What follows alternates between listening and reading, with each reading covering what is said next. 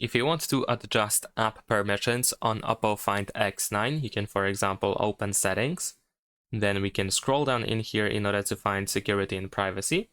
And then we're gonna scroll down again to go to Privacy Controls, where we can find the Permission Manager. Now over here we have a bunch of different permissions that we can manage. So let's say if you want certain apps to have access to the phone, so that the apps can make phone calls, for example, then of course we can go over here, we can find the list of apps that are allowed to manage phone calls, and also those apps that are not allowed. So if you want to change that, of course, we can select any of these apps and adjust the permission. Now, in addition to that, you can also go to Apps in Settings, and over here go to App Management. Now, in here we can choose any of these apps for which you want to adjust permissions, and then over here we have the permissions option. So in here we can also choose permissions that should be granted or revoked for the selected app. Thanks for watching, leave a like and subscribe.